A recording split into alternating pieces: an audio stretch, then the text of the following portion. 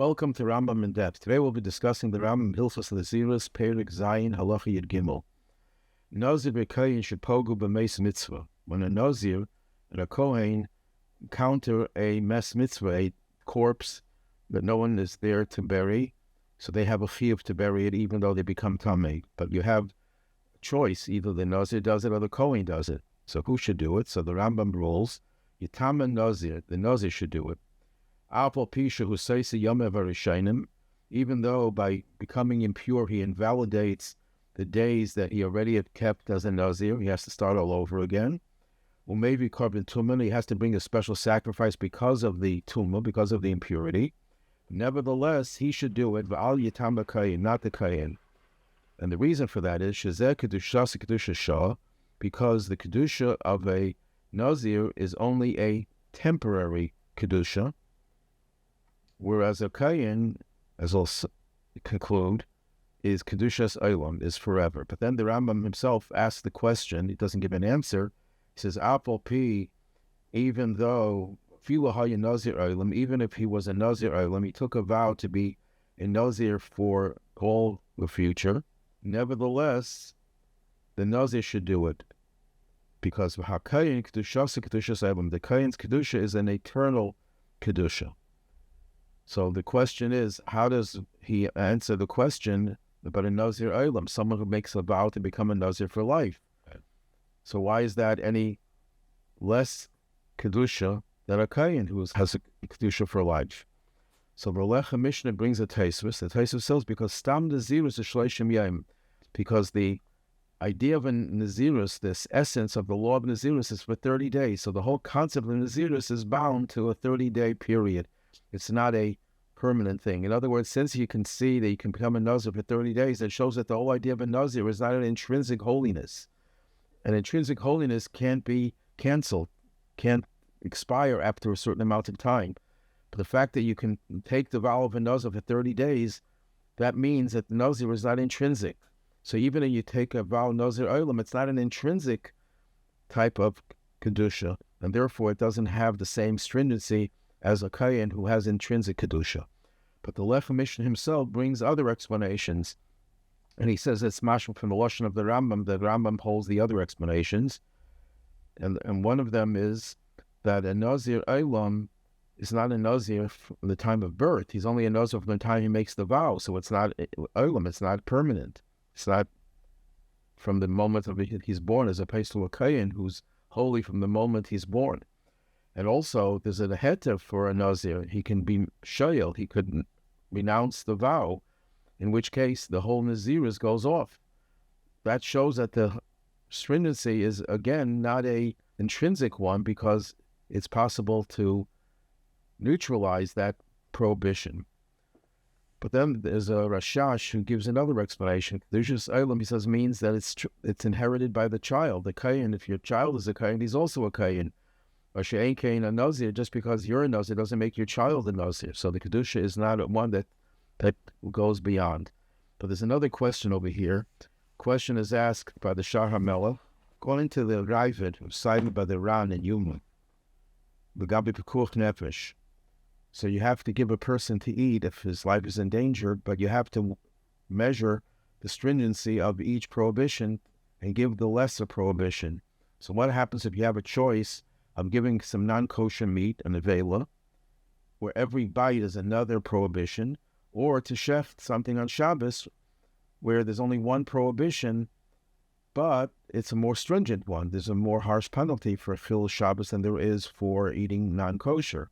So the Ravid says that even though Shabbos is more stringent, in this case, you should be mechal Shabbos rather than giving the nevela, because nevela, every bite is another prohibition.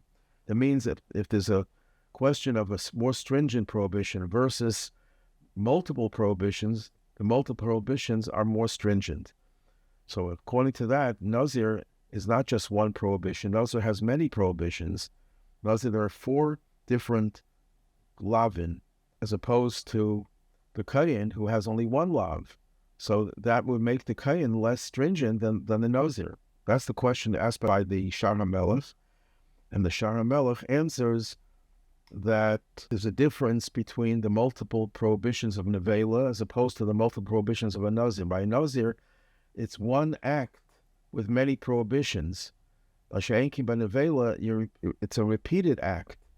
It's not. It's only one lav, but you're repeating the lav over and over again. So there's a significant difference between when you have a lav that you have to keep on repeating the lav, which means every act is an act of rebelliousness. So it makes it a more stringent situation as opposed to the case where you have many multiple lavin, but it's only one act. The rebelliousness is much less because it's only one act that carries several lavin.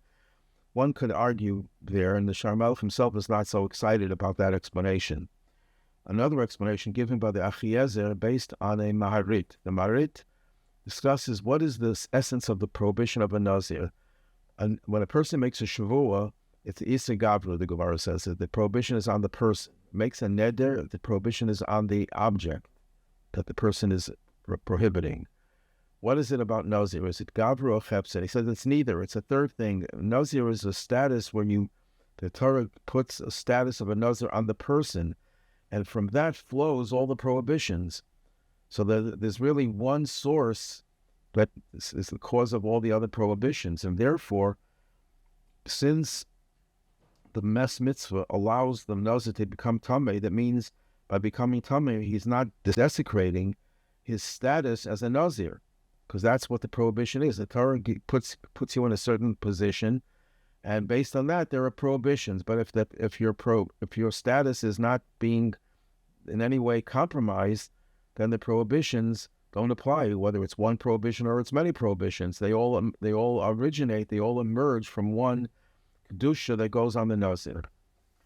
That's another explanation. And a third explanation is the fact itself, as the Lechem Mishneh says, that in the case of Nazir, you can annul the vow. So that means that the whole status of the prohibition is one of a much weaker one. So you can be multiple ones, but they're mitigated by the fact that you could always annul the vow.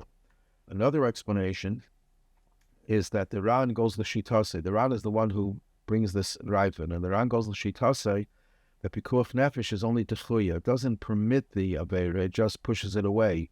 And therefore, when you have a choice of doing one avera or doing many, you do the one instead of the many, even though that one is more stringent.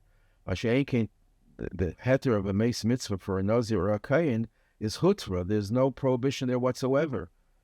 So if there's no prohibition, the fact that there are more lavin is irrelevant, because the Torah totally removes whatever stigma is attached to the Meis Mitzvah. In the case of pikuach nefesh, there's still a stigma attached to it. Torah allows it, but you have to minimize. So if you have many lavin, you choose to do the case where there's only one lav.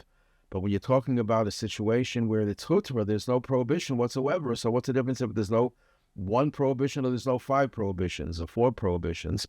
There's no prohibition, period. So therefore, the Nazir has an advantage over the Kohen with regard to the Meis Mitzvah.